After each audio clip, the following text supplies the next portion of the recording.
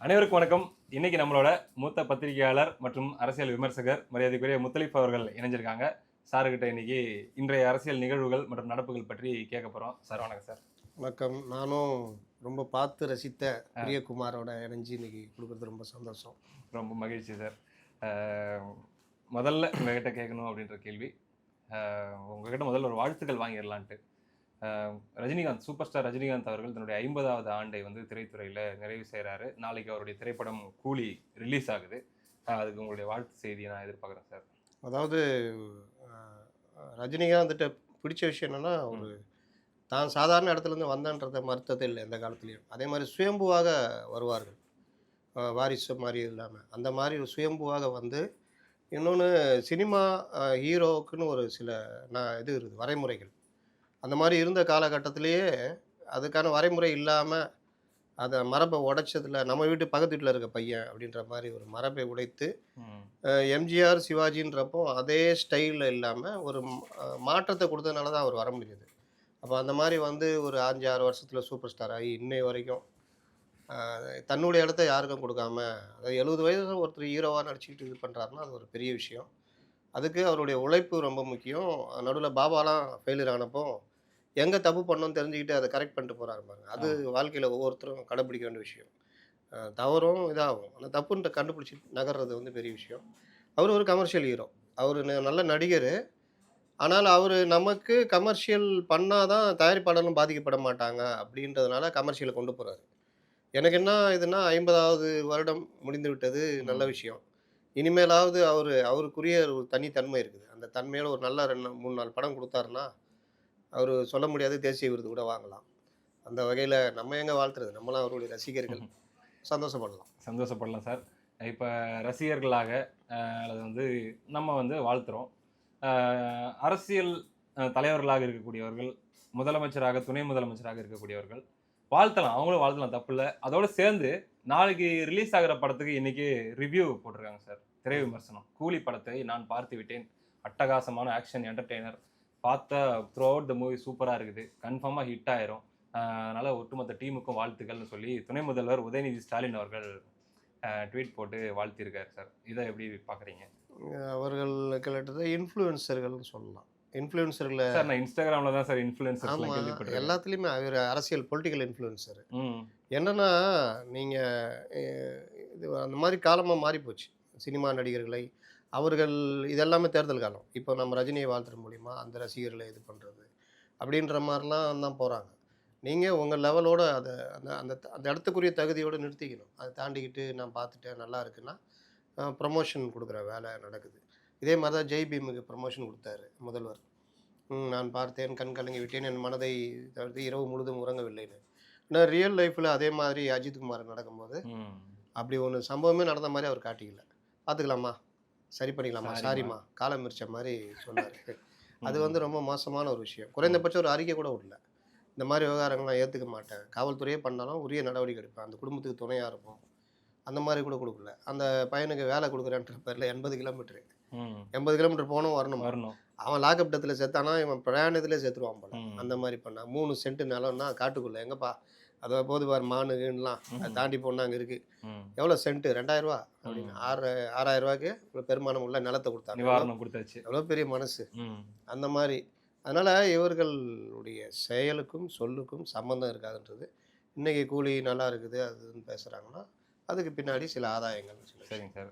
படத்துடைய டியூரேஷன் வந்து 2 மணி நேரம் 49 நிமிஷம் சொல்கிறாங்க. அப்போ கிட்டத்தட்ட ஒரு 3 மணி நேரத்தை ஒரு பொழுதுபோக்கு அம்சத்துக்காக செலவு பண்ணி பார்த்துருக்காரு, தப்பு இல்லை.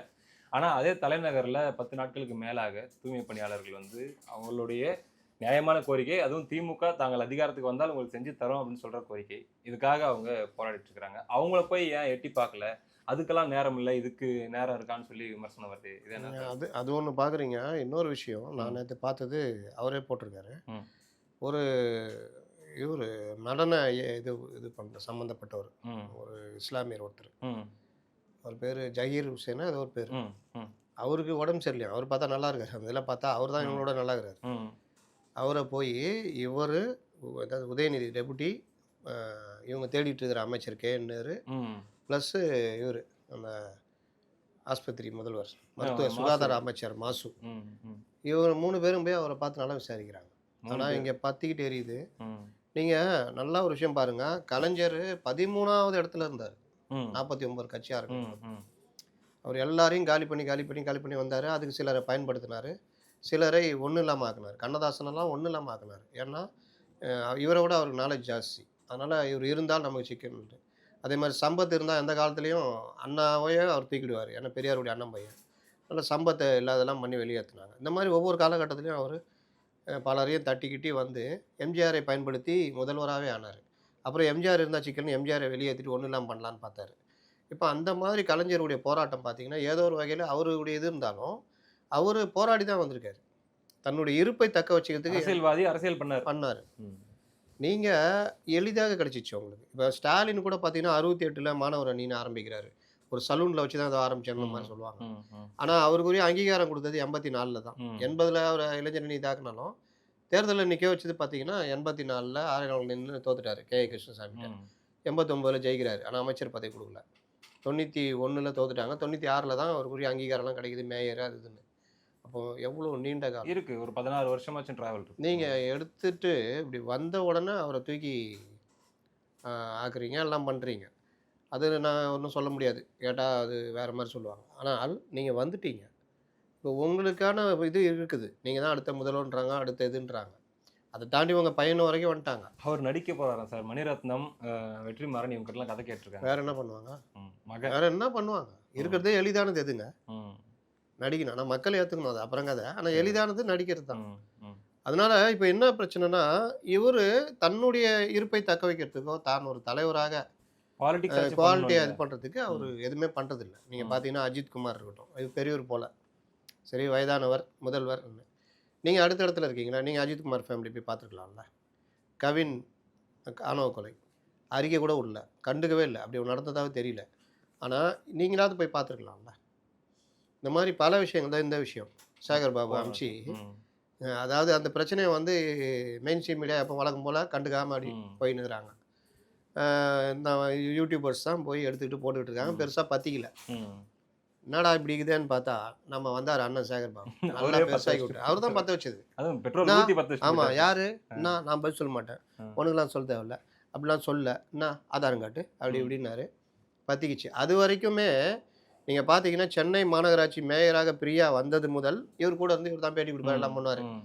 இங்க பாருங்க, சென்னை மாநகராட்சிக்கு ஒரு மேயர்.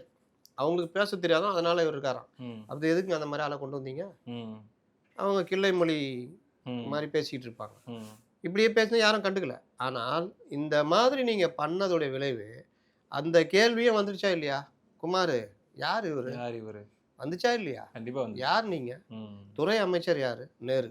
ஏன் சார் வரல அவரு? அவரு இது நம்ம அந்த விண்கலம் ஒண்ணு பூமியை விட்டு வெளிய போச்சு தெரியுமா? பூமி விட்ட. ஒரு விண்கலம் போச்சாங்க. இவரு கூட அல்வாலாம் எடுத்துட்டு போனாரு ஒருத்தர். நம்ம ஒரு கேப்டன் சரி, ஒருத்தர். ஓகே. அந்த மாதிரி இதுல இப்ப 2வது ட்ரிப் அவர் போயிட்டு இருப்பார் போல. ஓ, இல்ல இப்போ இல்லாட்டி இந்த ட்ரம்ப் 51% போட்டிருக்காருல்ல, அது விஷயமா இப்போ உட்காந்துக்கிறாப்புல. ம். இப்போ ரிப்பன் பள்ளியில் உட்காந்துட்டு வாங்க வாங்கன்னு கூப்பிட்டுக்கிறாரு. கோர்ட்டே உத்தரவு கொடுத்துச்சு சார். அவங்க அதான் அது இந்த டைம்ல வந்து ஏதாவது பண்ணி கொஞ்சம் சமாதானம் ஆகலாம் அப்படின்னு. அப்போ துறை அமைச்சரே வரலன்ற கோபம் வந்து இவர் பண்ண அந்த ரியாக்ஷன்லாம் பெருசா வெடிச்சிடுச்சு. போகாதவங்களாம் போக ஆரம்பிச்சிட்டாங்க. ஒரே ஒரு அந்த கோயில் குலதெய்வம் மட்டும் கோயிலே இருந்ததுன்னு என்ன வந்து பாருன்னு சொல்லிச்சு. ஏன்னா அது தேர் திருவிழா மட்டும்தான் வெளியே வரும். இல்ல சார், இது இப்படி ஆங்கிள் பார்க்கலாமே. ஸ்தம்பிச்சிருமா? அவர் போவாதப்பயே வந்து போக்குவரத்துக்கு நீங்க இடையூறா இருக்கீங்கன்னு சொல்லி இப்ப அவங்களை அப்புறப்படுத்த சொல்லிட்டாங்க. ஒருவேளை 4 நாளைக்கு முன்னாடியே விஜய் போயிருந்தாருன்னா 4 நாளைக்கு முன்னாடியே இவங்களை அப்புறப்படுத்த சொல்லியிருந்தாங்கன்னா இது பாருங்க, இது போக்குவரத்து நெரிசல் வந்து விஜய் வந்தா போக்குவரத்து நெரிசல் ஆயிடும் அப்படின்னு அந்த இதுக்கு வந்தாரு. அந்த சிவானந்தா சாலையில ஒரு ஆர்ப்பாட்டம் வந்தாரு. அன்னைக்கு என்னாச்சு? இது அஜித் குமாருடைய என்னாச்சு? 10 லட்சம் பேர் தொண்டர்கள் இருக்காங்க. ம். ஒரு 50,000 பேர் வரணுமே. ஏன் வரல? இவர் வந்தால் ஸ்தம்பிச்சிருன்னா இவரோட எம்ஜிஆர் பெரிய ஆள். அவர் வராத இடமா? என்னன்னா வந்தால் பத்திரிகையாளர் மைக்க போட்டுருவான். எதையாவது சொல்லி ஆகணும். துப்புரவு பணியாளரா தூய்மை பணியாளர்னா இவர் சிக்கல் வந்துடும். அப்புறம் என்ன சொல்கிறது? வேறு ஏதாவது கேட்டானா என்ன சொல்கிறது? அதனால் வராதவன்ட்டா நம்ம இடத்துக்கு வர வச்சிடலாம் அப்படின்னு வர வச்சிட்டாப்புல. சரி, அங்கேயே பத்திரிகையாளர் பார்த்துருக்கலாம்ல. அப்போ இவருக்கு பிரச்சனை எங்க? ஸ்டேட்மெண்ட் கொடுத்துருக்கலாம். வர்றது போகிறது இல்லை. பத்திரிகையாளர்களை சந்திப்பு தான் இவருக்கு பிரச்சனை. புரியுது. அதனால துப்புரவு பணியாளர்லாம் மைக் கொடுத்தா பிடுங்குற அளவுக்கு 1/2 மணி நேரம் பேசினுறாங்க. ஆமா. ஆனால் அவங்களால 2 நிமிஷம் பேச முடியாது இந்த சப்ஜெக்ட் சம்மந்தமாக. ஏன்னா அவங்களுக்கு தெரியாது. அதனால் அவர் வரல. சரி, இந்த பிரச்சனை இவரெல்லாம் வந்து சீமான் 2 தடவை வந்தார். மற்றவர்கள் வந்தாங்க போனாங்க, அது பெரிய இஷ்யூவாக மாறுது. எப்படிடா கலைக்கிறதுன்னு பார்க்குறாங்க. அது வேற சொல்கிறாங்க, நன்றி இருக்கா, இரக்கம் இல்லையா, ஆமா சார். அதெல்லாம் பக்கத்தில் உட்காந்து சோறு சாப்பிட்டாரு சிஎம். ம். டீ குடிக்கிறியான்னு கேட்டு அவரே டீ ஊற்றி கொடுத்தாரு. ம். நல்லா இருக்கிறியான்னு கேட்டார், ம். இரக்கம் இல்லையா, இந்த மாதிரி போராடுறீங்களே அப்படின்னு. அவங்க உங்களுக்கு இறக்கம் இல்லையா, சோறு தானே தின்னு 30,000 சம்பளம் வாங்குற இடத்துல 25,000 வாங்கிட்டு அவன்கிட்ட வேலைக்கு போட்டுரு, இறக்கம் இல்லையா, வாரத்தில் ஒரு நாள் லீவு கொடுக்க மாட்டேங்கிறான், இறக்கம் இல்லையான்னு. சரி சரி ஒன்றும் பேச முடியாது போங்க, நாம் அவங்களா இருந்தால் அடிச்சு தோற்றிருப்பாங்க, நாங்கள் உங்களை எங்களை தூரம் உட்கார விட்டுக்கிறோம் அப்படின்னு உரிமை கொடுக்குற மாதிரி இப்படிலாம் பேசினாங்க. அதெல்லாம் நடுவில் ஏன்னா நம்ம முன்னாள் அமைப்பு உள்ளே இறங்கிடுச்சு. சார். அப்போ வந்து உங்களால் ஒன்றும் பண்ண முடியல. சிஐடியில் இருந்தால் கூட பே சண்முகத்தை கூப்பிட்டு, பே சண்முக ஆடுங்கள்னா பிரகாஷ் காரட்டை கூப்பிட்டு யாரையா கூப்பிட்டு அடக்கிடுவாங்க. இது 4-5 சங்கம், அதுலேயும் ஒன்றுலாம் கொடூரமாக இருக்குது, ஒன்றும் பண்ண முடியாது. ஏன்னா அவன் பிரச்சனை மேலே நிற்கிறான், வந்துட்டாங்க. அவன் பிரச்சனை மேலே நிற்கிறான். அது கிட்டத்தட்ட ஜல்லிக்கட்டு போராட்டம் மாதிரி மாறுது. டெய்லி ஆளுங்க வராங்க, ஏங்க நடிகைகளே வராங்க. சனம் செட்டி என்ன தைரியமாக வந்து உட்காந்து பேசுகிறாங்க, கஸ்தூரி உட்காந்து பேசுகிறாங்க, சகிலா வந்துட்டு போகிறாங்க, நேற்று யாரோ வந்துட்டு போகிறாங்க, எல்லாரும் விட்டா அந்த கிருணி படம் வச்சா பாரு அவரு கூட வருவார், எல்லாரும் வருவாங்க போல இருக்குது. அப்போ இது வந்து ஒரு ஷூட்டிங் ஸ்பாட் மாதிரி மாறுது, என்னடா பண்ணுறதுன்னு தான் யோசிச்சாங்க. சரி, சென்னையில் எல்லா இடத்துலையுமே ஃப்ரீ டிராஃபிக் இருக்குது, ஜனங்க அப்படியே இந்த ஃபாரின் கண்ட்ரி மாதிரி போகிறாங்க வர்றாங்க, இங்கே மட்டும் ஃப்ளாட் பாத்தில் நடந்து போகவே முடியல அப்படின்னு தேன்மொழின்னு ஒரு அம்மா.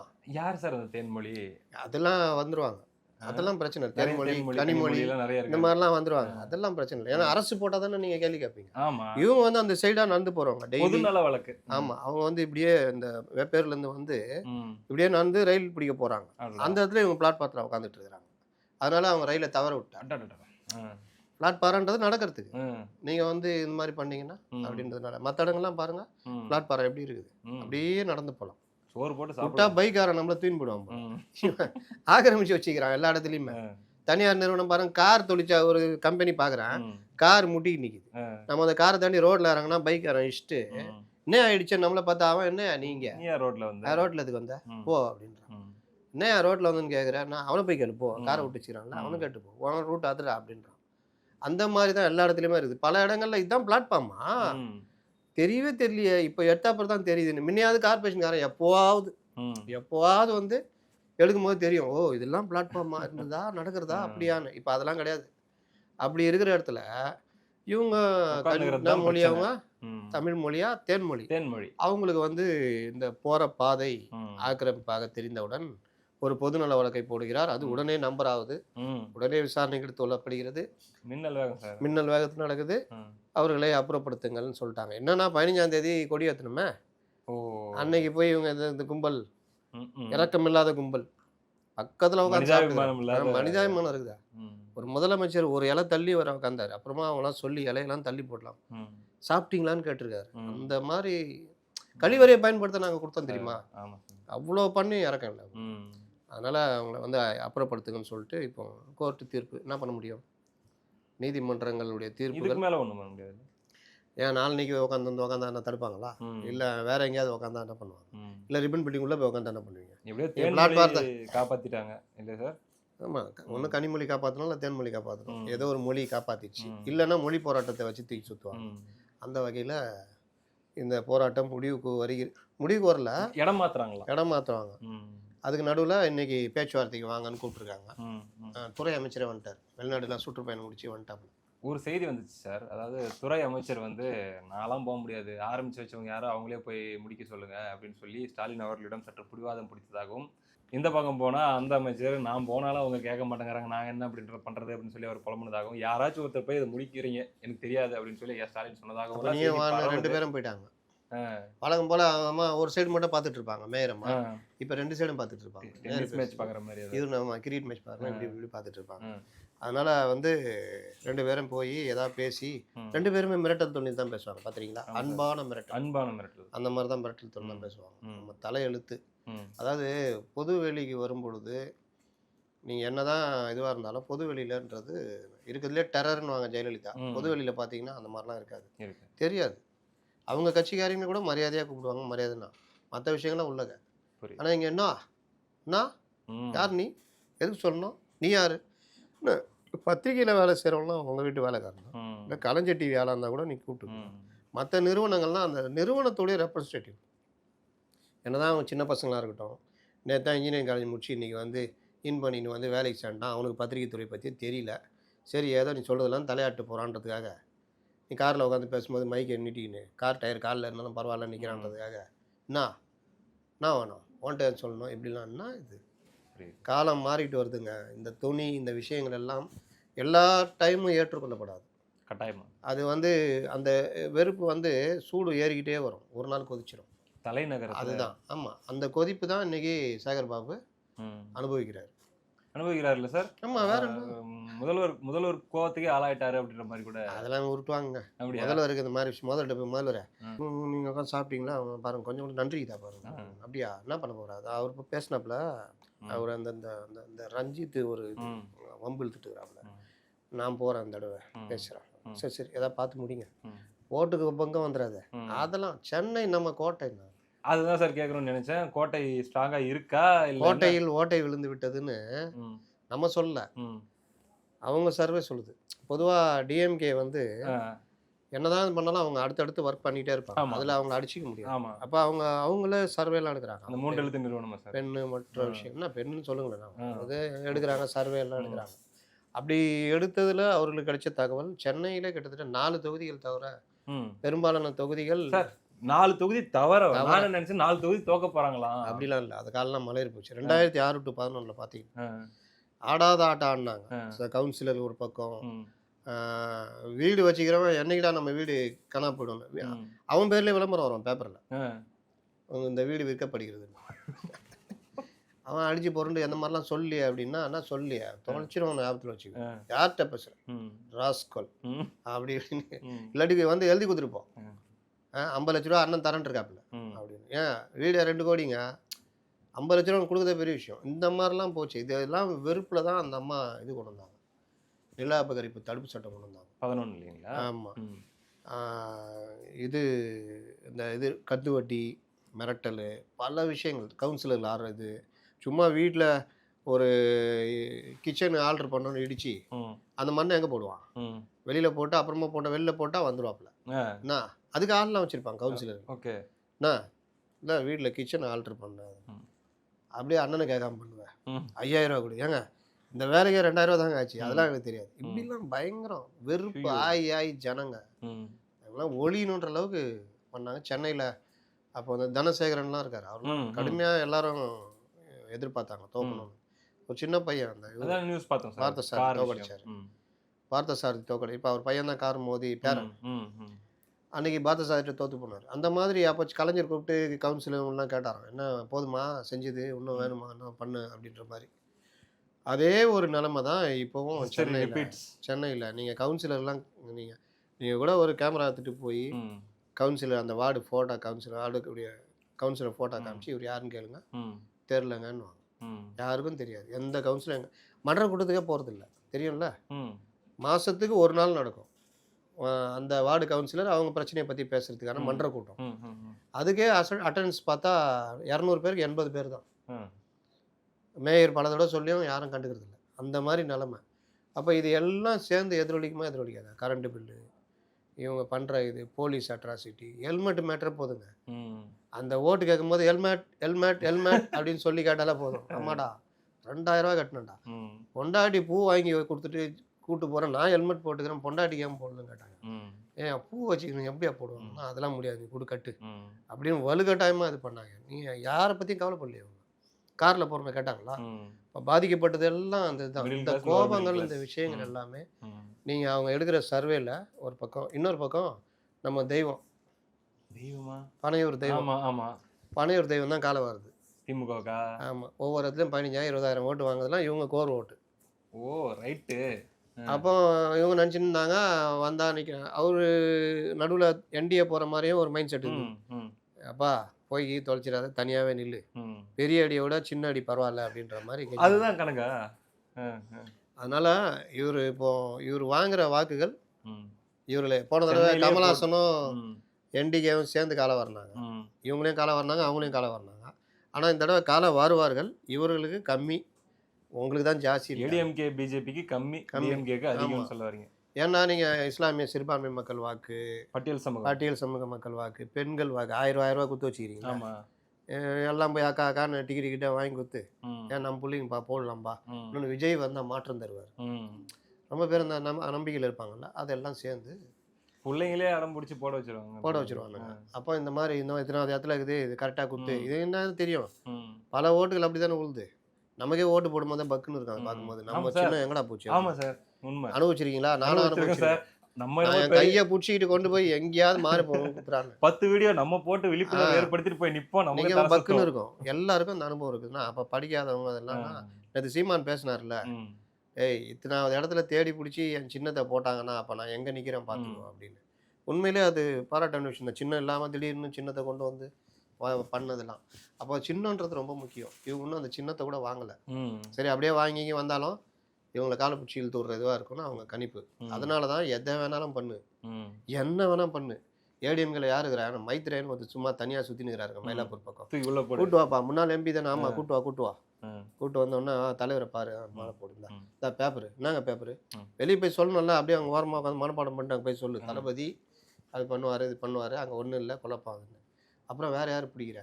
தங்கமணின்னு இந்த தினமலரில் போட்டிருக்காங்க, ஆமா. அவரை பிடி. வருவாரா சார் அவர் அவரு? அவர் சம்மந்திங்க, அவர் எப்படி நான் ஷாக் ஆயிட்டேன் பார்த்துட்டு. 3-4 தளபதியில் ஒன்று ம். குழப்பம். அதான் பேப்பர்லேயே போட்டாமா, ஐயோ ம். தங்கமணியே போகிறாருமே ம். அப்படின்னு. அடுத்த வாரம் நின்னா எழுதுற, ம். சிவி சண்முகம் போகிறாருன்னு எழுது. ம். சரிங்க தலைவர் எழுதிடுறாரு. போன வாரம் இவரு நம்ம ஜெயக்குமாரா சார்? ஜெயக்குமார் அவரு எழுதுனாங்கல்ல. இல்லை இவங்க எல்லாத்தையும் பேசுகிறாங்க. ஜெயக்குமார்கிட்ட மற்றவங்களாம் ம். ஜெயக்குமார்லாம் மறுத்துட்டு இருக்காரு வரமாட்டேன்னு. ம். எடப்பாடிட்டே பேச சொல்லிக்கிறாங்க. எதுக்கு? உனக்கு என்ன குறை வந்துரு, ம். பார்த்துக்கலாம், தளபதிக்கிறாரு பார்த்துக்கலாம் ம். அப்படின்னு. அந்த அளவுக்கு இவங்க எதை தின்றால் பிடித்தம் தெளிவுன்றால் உள்ள வேலை ம். பண்ணுறாங்க. ம். யார் யாரை கூப்பிட முடியும்னு. இவங்க இப்படி பண்ணிட்டு இருக்கும்போது இங்கே இருக்கிற ஒரு முக்கியஸ்தர் ம். டெல்லி பாஜகட்ட பேசிக்கிட்டு இருக்காராம். ரொம்ப முக்கியஸ்தர் தேர்தல் ரொம்ப முக்கியஸ்தர். ஆ. தேர்தல் முடிஞ்சவொடனே நான் வந்துடுறேன் அப்படின்னு. ஆ. ஏன்னா அவர் டெல்லி கில்லிலாம் சம்மந்தப்பட்டவர். நாளைக்கு ம். பாதுகாப்புக்காக ம். நமக்கு உதவுன்ட்டு பேசி வச்சிருக்கா போல. ம். இவர்களுக்கு பேரிடியாக அமைய போகிற ஒரு விஷயம். தமிழ்நாடு அரசியல் அதாவது எம்எல்ஏ எலெக்ஷன் சம்மந்தப்பட்டவரா, எம்பி எலெக்ஷன் சம்மந்தப்பட்டவரா? எம்எல்ஏ எலெக்ஷன் சம்மந்தப்பட்டவர். சேலத்துக்கு இப்படியா, சேலத்துக்கு அப்படியா? சேலத்துக்கு இப்படி கொங்கு. ம். சரி ரைட் ஓ, சார். அண்ணாமலைக்கு ஆகாதவர், அப்புறமா நண்பரானவர். இதுக்கு மேலே நான் சொல்ல மாட்டேன். இல்லை சார். அப்போ வந்து அப்படிப்பட்டவங்களே மாறுறதுக்கு ரெடியாக இருக்காங்க. அரசியல் எதுவும் நடக்கும். ம். ஆனால் இவங்க பார்த்தீங்கன்னா அன்வர் ராஜான்னு பிடிச்சிட்டு வராங்க. அவர் கூட 4 பேர் வராங்க. ம். 4 பேர் யாருன்னு பார்த்தா 4 பேரும் திமுககாரங்க. ம். அன்வர் ராஜா கூட இருப்பாங்க. ஆனால் அன்வர் ராஜாவுடைய இது நண்பர்கள் திமுககாரங்க. கூட பூச்சி முருகன் நிற்கிறாரு. ம். இவர் கூட யார் வரான்னு பார்த்தா ரைட்டு லெஃப்ட்டு சம்பந்தம்னு ஒருத்தர், ம். இந்த சைடு வேலு, ம். 2 பேர் திமுககாரங்க. ம். ஏய் என்னையா ஒரு கார் டிரைவராவது கூட நிற்க வைக்கலாம்ல. நம்ம கார் ஓட்டிட்டு வந்தால் கூட நில்லையா, தனியாக வந்துக்கிறான்னு. இதுதான் மைத்ரேயன் கதை. ம். ஏன்னா அவர் இங்கே அங்கே எங்கே போனாலும் அவருக்கு ஏதாவது ஆதாயம் இருக்கணும். புரியுது. ஒன்றும் நடக்கலை. ஓபிஎஸ்ட்டு இருந்தார். ஓபிஎஸ் நல்லா கவனிச்சிட்டாரு. ம். ஆனாலும் இங்கே எடப்பாடிட்ட வந்த வேலைக்கு அவனு டக்குன்னு எடப்பாடிட்ட தாவினார். ம். அது உஷார் பார்ட்டிங்க. சரி வந்து உக்கார் பார்த்துக்கலாம் அப்படின்னு. ஏன்னா ஜெயலலிதா 2 தடவை வாய்ப்பு கொடுத்தாங்க. ம். இவர் அதை காப்பாற்றிக்கல. ம். தூக்கி ஓரம் கட்டி விட்டு போயிட்டாங்க. ம். அவங்க இறக்கறதுக்கு முன்னாடிலாம் இவர் ஓரம் கட்டிட்டாங்க. அதனால் இவர் இன்னைக்கு இவங்க பார்க்குறாங்க, சரி ம். யாராக இருந்தால் என்னப்பா கூட்டு வாப்பா, நமக்கு வெளியில் பேப்பரில் என்ன போடுவோம், ம். அதிமுக முன்னாள் எம்பி முக்கிய வந்தா வந்துட்டாரு. அப்படி தான் போடுவோம். ம். நமக்கு தான் தெரியும் கீழே இருக்கிற கிரவுண்டு என்னன்னு. ம். அதனால் வேலுவே கூட்டு வந்து சேர்க்குறாருன்னா பார்த்துங்க. புரியுது. ஒருத்தர் சொன்னார் என்கிட்ட, மயிலாப்பூரில் நிற்க வச்சுருவாங்க. நிற்க வைப்பாங்க, ரொம்ப அழகாக நிற்க வைப்பாங்க. அப்போ தாவேலுவே கூட்டு வந்து சூனியம் வச்சுக்குவாரா? ம். அவங்களுக்கு தெரியும் இது என்ன நடக்குதுன்னு. வந்தால் அப்படியே இருங்க, அப்படி போங்க வாங்க ம். அப்படின்னு ஏதாவது ஒரு அணியில் போட்டு விட்டு, இந்த இவர் கொடுத்தாங்களா இலக்கிய இலக்கிய அணி அன்வர் ராஜா தானே? ஆமாம், அவர் இப்போ போய் பேசிகிட்டு இருக்காரு. ஏன்பா இலக்கிய அணி ஏதாவது கூட்டங்களுக்கு அனுமதி கொடுக்குறாரு.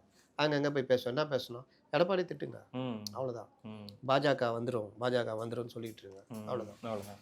இந்த அசைன்மெண்ட் தான், தாண்டிலாம் ஒன்றும் கிடையாது. இது சார் இபிஎஸ் அவர்களை பற்றி 2 விதமான பார்வை சுவாரஸ்யமா இருந்துச்சு.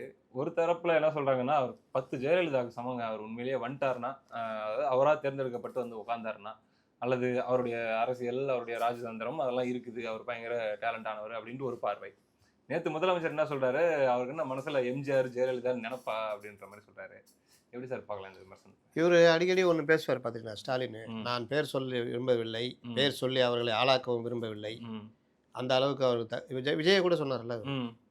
நாளைக்கு ஏதாவது பிரச்சனை வந்துச்சுன்னா தம்பி விஜயின் ஆதரவு பெற்ற வேட்பாளர்னு போடுவாங்க. ரஜினி போடல, போட்டாங்க சார். தம்பி ரஜினியின் ஆதரவு பெற்ற ம். அந்த மாதிரி. ம். அப்போ இவர் வந்து இவர் யார் இவர், அவரா கட்லு கீழே போனவர், ம். தவழ்ந்தபாடி, ம். எடப்பாடி, ம். வேசர்பாடின்னு ம். சொல்லியிருந்தாங்க. ம். இன்னைக்கு இவர் என்ன சொல்றாரு, நீ எம்ஜிஆர் இல்லை, ஜெயலலிதா இல்லை, நீ ம். எடப்பாடி சாதாரண ஆள் தான். ம். அப்போ இந்த அளவுக்கு சொல்கிற அளவுக்கு எவ்வளோ எரிச்சல் இருக்குது பார்த்துங்க. அவரே சொல்கிறாருங்க, நீங்கள் என்ன சொல்கிறீங்க, ம். நான் எம்ஜிஆர் கிடையாது, நான் ஜெயலலிதா கிடையாது, நான் தொண்டேன். நான் தொண்டேன். ம். அதிமுகவில் இந்த மாதிரி ஒரு சாதாரண விவசாய வீட்டில் இருந்து கூட வர முடியும். ம். என் பக்கத்தில் நிற்கிற முருகுமாறன் கூட ஒரு ம். கூட்டத்தில் பேசுகிறாரு, நாளைக்கு வர வர முடியும். முடியும். ஒன்றில் நீ இப்போ சொல்லுவியா, ம். நாளைக்கு உதயநிதி இல்லை வேற ஒருத்தர் தலைவர் சொல்லுவியா அப்படின்னு. யார் பெரியா சொல்லியிருந்தா வச்சுங்க, அவங்க பக்குனா இருக்கான் அவருக்கு, யோ சும்மா இருயா என்ன வேற கோத்து விட்ற அப்படின்னு.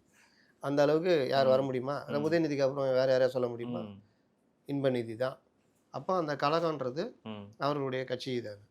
அப்போ அவரே சொல்லும் பொழுது நீ மறுபடியும் அதையே வழிமொழிஞ்சா என்ன அர்த்தம்? சரி, அவரு எம்ஜிஆர் இல்ல, ஜெயலலிதா இல்ல. எம்ஜிஆர் வெளியில வந்தப்போ நடிகன், விசில் அடிச்சான் குஞ்சுகள், ம். இவர் ஒண்ணும் இல்லாம போயிடுவார்லாம் எதிர்பார்த்தாங்க. அவரு ஸ்டாண்ட் பண்ணி உங்கள ஜெயிக்கவே விடல. உட்கார நீங்க வச்சுட்டாரு. இருக்க வரைக்கும் உட்கார வச்சுட்டாரு. ம். எம்ஜிஆருக்கு பிறகு எம்ஜிஆர் 2, 3 பேர ட்ரை பண்ணாரு. ம். வெந்நீர் ஆடை நிர்மலா அது இதுன்னு எதுவும் வேலைக்கு ஆகல. ஜெயலலிதா சரியான சாய்ஸு. அவங்க எம்ஜிஆரே ஓவர்டேக் பண்ற அளவுக்கு ஒர்க் பண்ணாங்க. ம். 84லலாம் பயங்கர ஒர்க்கு. ம். 87ல இதோ சொல்றாரு பார்ப்பனியத்தை கொண்டு வந்து ம். வைத்தார். எப்படி கொண்டு ஆமா. வந்து வைப்பாங்க? 87 எலெக்ஷன் 87ல எம்ஜிஆர் மறைவுக்கு பிறகு அந்த அம்மா அந்த இடத்த தக்க வைக்கிறதுக்கு அவ்வளோ போராடிச்சு. ம். அதுக்கப்புறம் 89 எலெக்ஷன்ல அவங்க அணி தான் ஜெயிக்குது அதிக எம்எல்ஏ. ம். ஜானகி அம்மாவை பார்க்குறாங்க. டிஎம்கே தோக்க நம்ம பிரிஞ்சனால தான் தோத்துட்டோம். ம். சேர்ந்துருந்தா ஏடிஎம்கே தான். அப்போ சேர்ந்துருக்குன்னா நம்மளால கட்சி நடத்த முடியாது. அதற்கு தகுதியான ஆளு ஜெயலலிதா தான். நீங்கள் எல்லாரும் ஒன்றா இருங்க அப்படின்னு சேர்ந்துட்டு கட்சி ஆஃபீஸு கைக்கு வருது எல்லாம் இது பண்ணுறாங்க. 91 தேர்தல். அது வேற வேற முடிவு வந்திருக்கலாம். ராஜீவ்காந்தி மரணம் ம். அதுன்னு வந்துட்டு உக்காந்துட்டாங்க. ம். அந்த இதில் வந்து ஒரு ஆட்சி பண்ணாங்க. தோல்வி அடைஞ்சது. அதுக்கு பிறகு தோல்வியிலேருந்து தப்பு என்னன்னு பார்த்துட்டு அதுக்கப்புறம் 2001 வந்தது வந்து நீ வேற லெவலில் ம். போனாங்க. கடைசி வரைக்கும் ஜெயலலிதாவை ஒன்றும் பண்ண முடியல. கலைஞரை உண்டு இல்லைன்னு பண்ணிட்டாங்க. கடைசியா கூட 10 வருஷம் உட்கார வச்சுட்டு தான் உட்கார போனாங்க. வச்சாங்க. அப்போ கரிஸ்மா லீடர். ம். எம்ஜிஆர் பெரிய இது. ஜெயலலிதாவும் திரைத்துறையில் இருந்து கரிஸ்மா லீடர். 2017க்கு பிறகு பிஜேபி அவ்வளோ தொல்லை கொடுத்துச்சு. ம். ஓபிஎஸ்ஸை கொண்டு வந்து மேலே இருந்து இறக்கி, ஐயோ! எப்பா ம். நீ ஓபிஎஸ்ன்னு தனியாக பேர் வாங்கணும். ம். ஷிண்டே பேர் வாங்கி போயிட்டாப்ல. ம். இல்லாட்டி இந்தியா ஃபுல்லாக ஓபிஎஸ்ன்னு பேசியிருப்பாங்க. ம். ஒர்க்கு பண்ண முடியல அவனால். ம். ஆனால் இது எல்லாத்தையும் மீறி கட்சியை ஒருமுகப்படுத்தி இன்னைக்கு அந்த கட்சிக்கு யாராவது ஒரு லீடர்ஷிப் இல்லைன்னா ம். செதறிட்டு இருக்கோம்ல. உண்மைதான் சார். ஓபிஎஸ் கையிலே இருந்திருந்தா என்ன இருக்கும்? கொண்டு போய் இன்னைக்கு அதிமுக இல்ல அண்ணாமலைட்டையோ சார். இல்லாட்டி பிஜேபிட்டையோ ம். இல்லை எங்கெங்கேயோ அடக்க வச்சிருப்பாரு. அப்போ அதெல்லாம் மீறி இன்னைக்கு பார்ட்டி நிற்குது 21% 24 எலெக்ஷனில் வாங்குதுன்னா, எம்ஜிஆரா இல்லாட்டாலும் ஜெயலலிதா இல்லாட்டினாலும் எடப்பாடியாக இருக்கிறார்ல, அவர் அந்த ஒர்க்கை ஒருமுகப்படுத்த முடியுது இல்லை. கூட ஒரு 4, 5 தளபதிகள் இருக்கிறாங்க. அந்த கட்சி அதிமுக நிற்குது. ம். அந்த எரிச்சல் தான் அவருடைய அந்த பிரச்சார பயணம் இவர்கள் எதிர்பார்த்ததை விட ரொம்ப பயங்கரமாக இருக்குது. நமக்கு தெரியாதுங்க, அவங்களுக்கு ரிப்போர்ட் வரும்ல. ம். ம். இந்த மாதிரி இருக்குது, இந்த இடத்துல இவ்வளோ வரவேற்பு இருக்குது, இந்த கேள்வி கேட்குறது இவ்வளோ பிரச்சனை ஆகுது அப்படின்னு. அப்போ இதெல்லாம் சமாளிக்க முடியாமல் தான் அந்த ஆற்றாமை. நீ எம்ஜிஆரா நீ ஜெயலலிதா ஒன்றும் இல்லை போடா. அந்த ஸ்கூல்லலாம் நீங்கள் அனுபவிச்சிருப்பீங்கன்னு தெரியாது. ம். நல்லா படிக்கிற பசங்கன்னா என்ன பண்ணுவாங்கன்னா, ஏய் நீ இது பண்ணுவியா ஏன் பண்ணுவியா என்னடா சட்டை போட்டுக்கிற ம். என்ன இது இப்படிலாம் கிண்டல் பண்ணுவோம். ஏன்னா ம். நல்லா படிக்க முடியலையா இவன் ம். வாதியாட்ட பேர் வாங்குறான்னு அந்த ம். ஆற்றாமை என்ன பண்ணுவான்னா வேற மாதிரி திட்டுவானுங்க. புரியுது. அந்த மாதிரி உடையது தான் இவருக்கு. மற்றபடி நாங்கள் இந்த திட்டத்தை கொண்டு வந்தோம் நீ கொண்டு வந்தியா அந்த மாதிரி அவர் கேட்குறாரு. ம். சொல்லு பேசு ம். நானும் பேசுகிறேன் பேசுவோம் அப்படின்னு ம். முடியல. முடியல. இதுதான் பிரச்சனை. இறுதியாக சார், அதிமுக கூட்டணி இப்போ வரைக்குமே சில மாதங்களுக்கு முன்பாக பாஜக வந்தாங்க, கூட்டணி அமைஞ்சிருச்சு. அதுக்கப்புறம் இவங்க வருவாங்க, அவங்க வருவாங்க அப்படின்ட்டுலாம் இருந்தாலுமே அப்படியே ஒரு அமைதி நிலை தான் காணப்படுது. நிறைய அதுக்கப்புறம் யூகங்கள் தான் வந்துட்டு இருந்துச்சு. தாவேகா வரைக்கும் வந்துச்சு. ஆனால் எதுவுமே செட் ஆகலை. இந்த சூழலில் தேமுதிக, பாமக அப்படிங்கிறது தான் நாளைக்கு கடைசியில் வருவாங்கன்ற மாதிரி ஒரு பார்வை பார்க்கப்படுது. பாமக ஒரு பக்கம் அது நம்ம பார்த்துட்டு தான் இருக்கிறோம். தேமுதிக பொறுத்த வரைக்கும் இதான் விமர்சனம் பண்ணுவது மட்டுமே அரசியல் இல்லை, நாங்கள் நல்லதும் பண்ணுவோம், நாங்கள் நல்லதும் எடுத்து சொல்லுவோம் அப்படின்ற மாதிரி சொல்கிறாங்க. முதலமைச்சரை பார்த்துட்டு வராங்க. மறுபடியும் வந்து அம்மையார் ஜெயலலிதா அவர்களும் இவங்க பிரேமலதா அவர்களும் ஒன்றா இருக்கிற மாதிரி ஒரு படத்தையும் போடுறாங்க. என்ன சார் அவங்களுடைய மைண்ட் செட்? பிரேமலதாவும் ஓபிஎஸும் இந்த ஆஃபர் லெட்டர் பார்ட்டிங்க. ஒரு கம்பெனியில் வேலை செய்வான். 3வது பெரிய கட்சி நாங்கன்னு சொல்லியிருக்காங்க சார். யார் அவங்களா? பிரேமலதா அது மக்கள் சொல்லணும். ம். ஒரு ஆஃபர் லெட்டரு ஒரு கம்பெனியில் வேலை செய்வோம். ம். இன்னொரு கம்பெனியில் போவோம். ம். இங்கே ஒரு 50,000 சம்பளம் வாங்கினா அங்கே பேசி கீசி 55,000 சம்பளம் ஆஃபர் லெட்டர் வாங்கிடுவான். ம். இங்கே வருவான். ஹெச்ஆர்ட்ட சொல்லுவான், நான் பேப்பர் போட போகிறேன் 55,000 சம்பளம் நான் சொல்கிறேன். உடனே அவங்க பார்ப்பாங்க, இது சனியம் போயிடுச்சுன்னா நல்லா இருக்காது, ஏதோ நல்லா ஏதோ வேலை செஞ்சுருக்குது, ம்.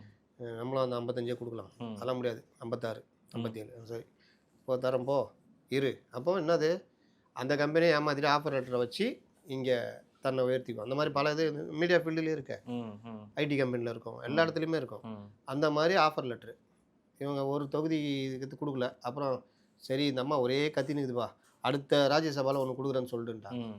அதோட முடியுமா? எம்எல்ஏ சீட்டு ஜாஸ்தி வாங்கணும், ம். இன்னும் பல விஷயங்கள் இருக்குது. அப்போ கொஞ்சம் நம்மளுடைய இதை ஏற்றிக்கணும். அதில் அந்த அம்மா பெரிய ஆள். அப்படியா? தன்னை எப்போவுமே அந்த கட்சியை வச்சு டிமாண்டை கிரியேட் பண்ணிகிட்டே இருப்பாங்க. அதில் ஒன்று தான் இவங்க தான் சொன்னேன்ல, ம். எடப்பாடியே கூட்டு வாடான்ற அளவுக்கு அசைன்மெண்ட் போட்டுக்கிறாங்க. ம். எடப்பாடியே கூட்டு வந்துடலாம். ம். அப்போ பிரேமலதாலாம் நான் அவங்க லட்டு மாதிரி ம். திரும்ப ஒன்றும் சொல்ல மாட்டார். ம். பிரேமலதா அவங்க நாங்க அவங்க தான் அனுசரிச்சு பகிர்ந்து பகிர்ந்துப்போம். ஆமாம், நடக்க போது பாருங்க கூத்துலாம். அப்படியா? ஆமாம். ஆ. அப்போ பிரேமலதா 4+1 ம்.